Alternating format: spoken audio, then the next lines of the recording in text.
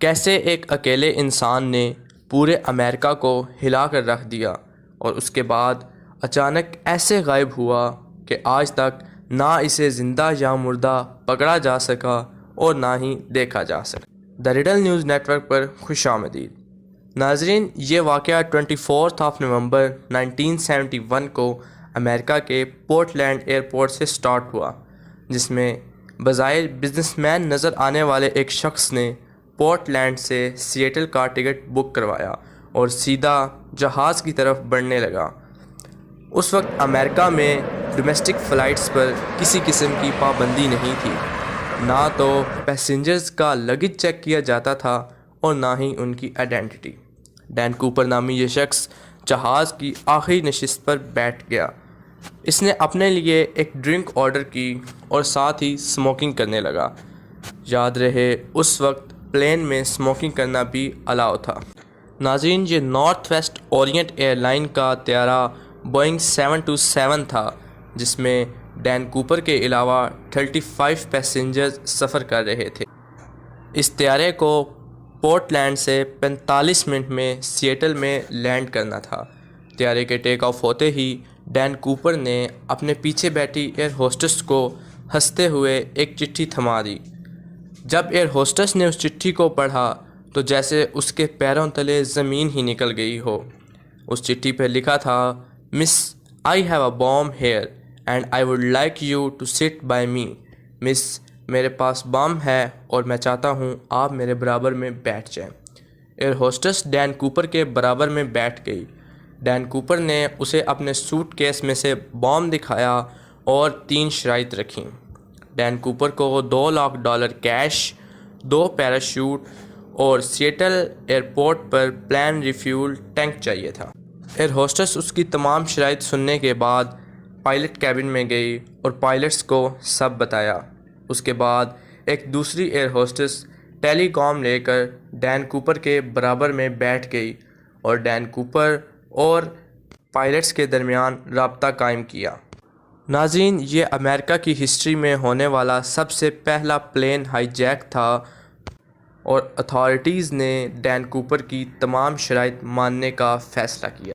وہ پلین جسے 45 منٹ میں پورٹ لینڈ سے سیٹل پہ لینڈ کرنا تھا، وہ اگلے 1.5 گھنٹے تک سیٹل ایئرپورٹ کے چکر لگاتا رہا اور باقی 35 پیسنجرز کو یہ بتایا گیا کہ ٹیکنیکل ڈیفیکلٹیز کی وجہ سے لینڈ کرنے میں دشواری ہو رہی ہے۔ اس دوران سیٹل نیشنل بینک سے $20 کے 10,000 نوٹ جمع کیے گئے اور ان سب نوٹس کے سیریل نمبر نوٹ کر لیے گئے۔ 2 پیراشوٹس بھی ارینج کر لیے گئے۔ تینوں شرائط پوری ہونے کے بعد پلین کو لینڈ کرایا گیا۔ جب ڈین کوپر کو پیسے اور پیراشوٹ دے دیے گئے اور پلین کو ریفیول بھی کر دیا گیا تو ڈین کوپر نے 35 پیسنجرز اور 2 فلائٹ کریو کو جانے کی اجازت دی، جبکہ پائلٹ اور باقی 2 فلائٹ کریو پلین میں ہی رکے اور اس کے بعد پلین نے ایک دفعہ پھر ٹیک آف کیا۔ ڈین کوپر نے پائلٹ کو کچھ خاص انسٹرکشن دیں۔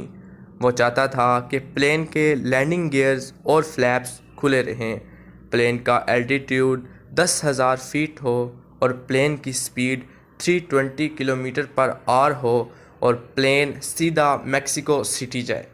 پائلٹ نے ڈین کوپر کی باقی تمام شرائط تو مان لیں، لیکن پلین کو سیدھا میکسیکو لے جانا فیول کی کمی کے باعث ممکن نہیں تھا۔ اس لیے پائلٹ نے ڈین کوپر کو ایک دفعہ پھر ریفیولنگ کے لیے 2 آپشن دیے۔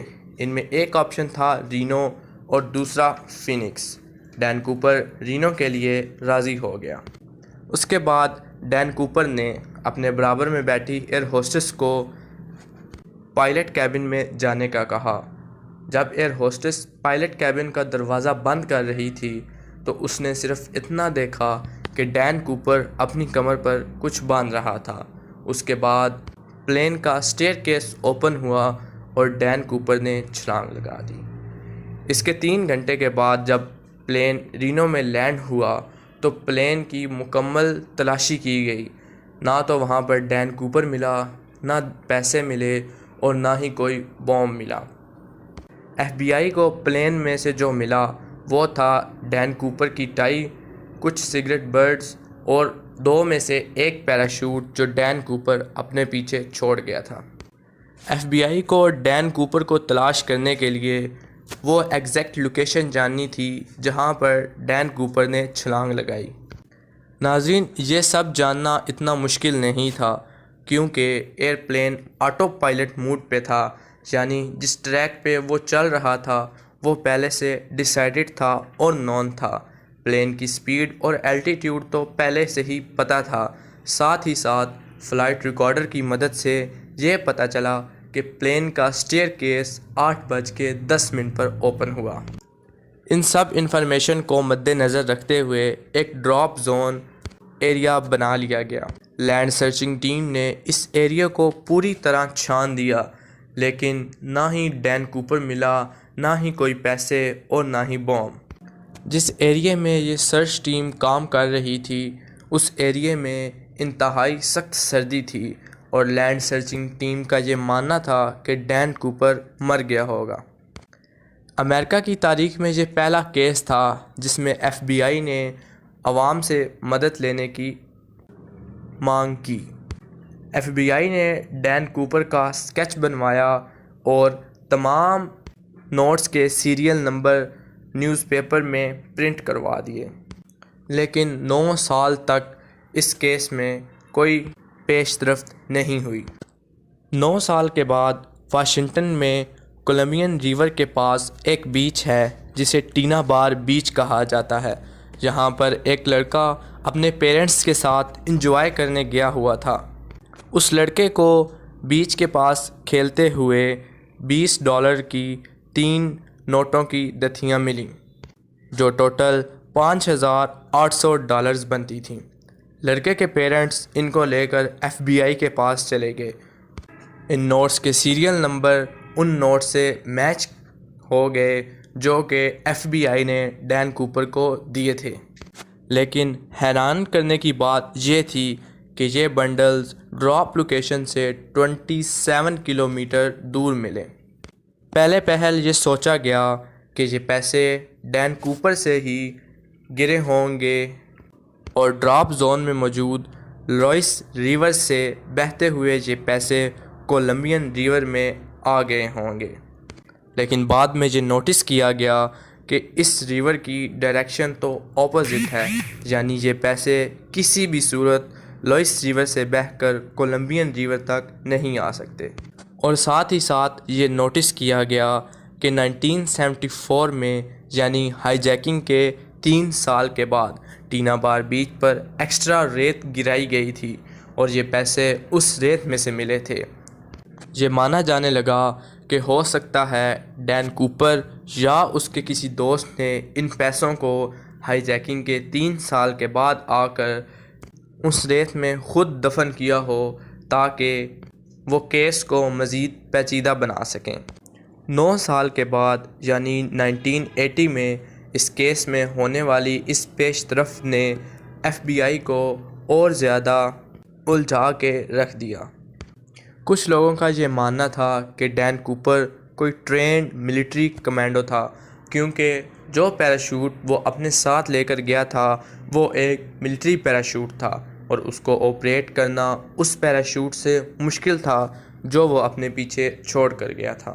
1980 میں بیچ سے پیسے ملنے کے علاوہ آج تک اس کیس میں کوئی پیش رفت نہیں ہوئی اور پچھلے 50 سال سے ایف بی آئی اس کیس کو سالو کرنے میں لگی ہوئی ہے۔ ڈین کوپر کون تھا، وہ کہاں گیا اور کیوں آج تک جو پیسے اس کو دیے گئے ان میں سے کوئی ایک نوٹ بھی مارکیٹ میں نہیں آیا سوائے ان 3 بنڈلز کے جو ٹینا بار بیچ سے ملے تھے۔ پچھلے 50 سال سے ایف بی آئی ان سوالات کے جواب جاننے میں مصروف ہے، لیکن ایف بی آئی کے ہاتھ صرف جو کچھ ہے وہ یہی ہے ڈین کوپر کا اسکیچ اور اس کی ٹائی اور چند سگریٹ برڈز۔ اس کے علاوہ ایک ٹکٹ جو ڈین کوپر نے پورٹ لینڈ سے سیٹل کے لیے خریدا تھا اور اس پر ڈین کوپر نے خود اپنا نام لکھا تھا۔ امید ہے کہ یہ ویڈیو آپ بھرپور لائک اور شیئر کریں گے۔ ایسی مزید ویڈیو دیکھ